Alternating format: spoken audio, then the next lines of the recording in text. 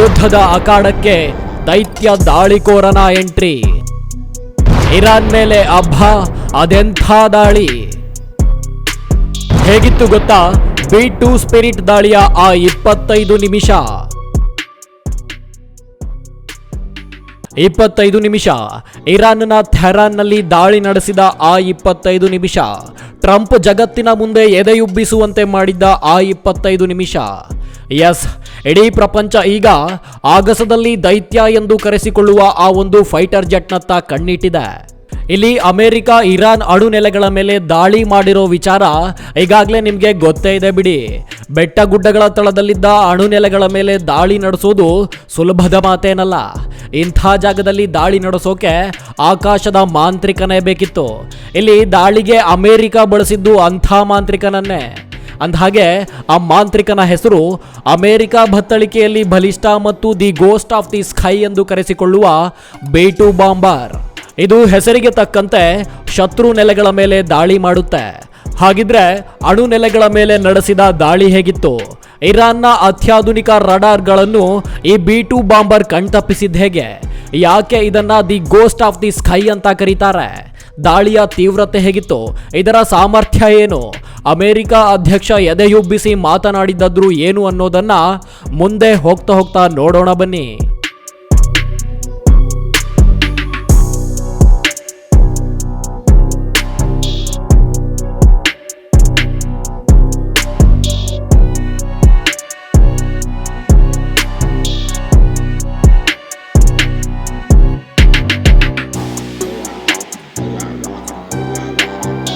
ಯಾವುದೇ ರಡಾರ್ ಕಣ್ತಪ್ಪಿಸಬಲ್ಲ ಸಾಮರ್ಥ್ಯ, ಕ್ಷಿಪಣಿಗೂ ಹಿಂದಿಕ್ಕುವ ವೇಗ.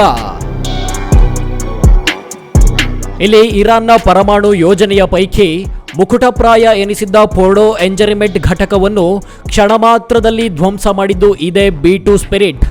ಇದರ ಆಕಾರ ಉಳಿದೆಲ್ಲ ಯುದ್ಧ ವಿಮಾನಗಳಿಗಿಂತ ವಿಶೇಷವಾಗಿದೆ. ಸಾಕ್ಷಾತ್ ಗೂಬೆಯನ್ನು ಹೋಲುತ್ತೆ. ಇದರ ವಿಶೇಷ ರಚನೆಗೆ ಮನಸೋಲದ ದೇಶಗಳೇ ಇಲ್ಲ ಬಿಡಿ. ಇತ್ತೀಚಿನ ದಿನಗಳಲ್ಲಿ ನಿರ್ಮಿತವಾದ ಯಾವುದೇ ರಡಾರ್ಗಳನ್ನು ಕಣ್ತಪ್ಪಿಸಬಲ್ಲ ಅತ್ಯಾಧುನಿಕ ಮೆಟಲ್ಗಳಿಂದ ನಿರ್ಮಾಣ ಮಾಡಲಾಗಿದೆ.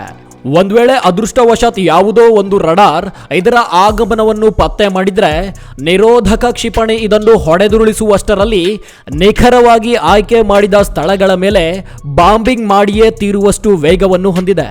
ಇನ್ನು ಪ್ರತಿಫಲನ ತೋರದ ಪೈಂಟ್ಗಳನ್ನು ಬಳಸುವ ಮೂಲಕ ಹಗಲಿನಲ್ಲೂ ವಿಮಾನದ ಹಾರಾಟ ಕಂಡುಹಿಡಿಯಲು ಅಸಾಧ್ಯ. ಇನ್ನು ಇದರ ತೂಕ, ಆಕಾರ, ಬಾಂಬಿಂಗ್ ಮಾಡುವ ಶೈಲಿ, ಶತ್ರುವಿನ ಕಿವಿ ಹರಿಯುವಂತೆ ಮಾಡುವ ಘರ್ಜನೆ ನಿಜಕ್ಕೂ ಅದಮ್ಯ. ಇನ್ನು ಇದು ಹೊತ್ತೊಯ್ಯುವ ಬಾಂಬ್ಗಳ ವೈಶಿಷ್ಟ್ಯತೆ ಬಗ್ಗೆ ಕೇಳಿದ್ರೆ ಒಂದು ಕ್ಷಣ ಬೆಚ್ಚಿ ಬೀಳ್ತೀರಾ.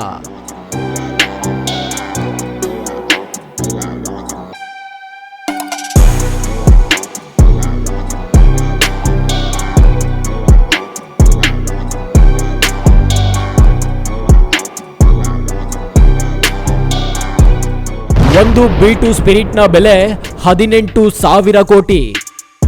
ಒಂದು ಬಾಂಬ್ 18,000 kg ತೂಕ. ಹೇಗಿತ್ತು ಗೊತ್ತಾ ಅಣ್ವಸ್ತ್ರ ನೆಲೆನಾಶ? ಇಲ್ಲಿ ದಾಳಿಗೂ ಮುನ್ನ ಅಮೆರಿಕ ನಿಖರವಾದ ಸ್ಥಳಗಳನ್ನು ಗುರುತಿಸಿತ್ತು.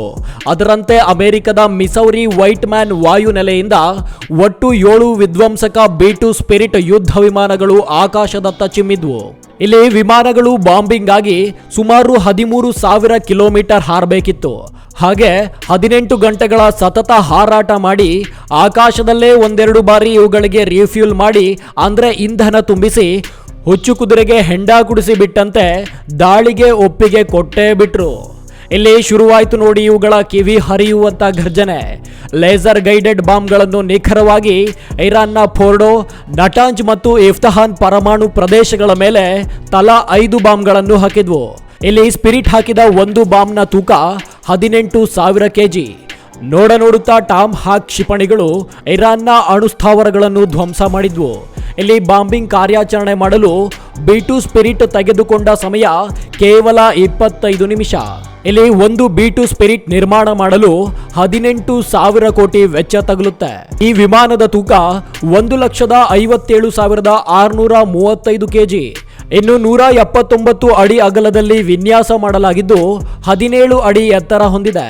ಈ ದಾಳಿ ನಡೆದ ಕೆಲವೇ ನಿಮಿಷದಲ್ಲಿ ವಿಶ್ವದ ದೊಡ್ಡಣ್ಣ ಎಂದು ಕರೆಸಿಕೊಳ್ಳುವ ದೇಶದ ಅಧ್ಯಕ್ಷ ಡೊನಾಲ್ಡ್ ಟ್ರಂಪ್ ಎದೆಯುಬ್ಬಿಸಿ ಒಂದು ಸುದ್ದಿಗೋಷ್ಠಿ ಮಾಡಿದ್ರು.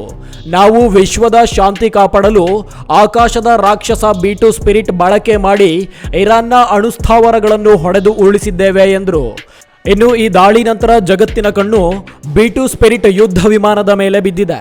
ಭವಿಷ್ಯದಲ್ಲಿ ಇಂತಹ ಯುದ್ಧ ವಿಮಾನಗಳು ನಮಗೂ ಬೇಕಾಗುತ್ತದೆ ಎಂದು ಅದೆಷ್ಟು ದೇಶಗಳು ಹಾತೊರೆಯುತ್ತಿವೆ. ಒಟ್ಟಾರೆಯಾಗಿ B2 ಸ್ಪಿರಿಟ್ ಆಗಸದಲ್ಲಿ ಅತ್ಯಾಧುನಿಕ ರಾಕ್ಷಸ ಅನ್ನೋದರಲ್ಲಿ ಯಾವುದೇ ಅನುಮಾನವಿಲ್ಲ. News room Kannada medium 24x7.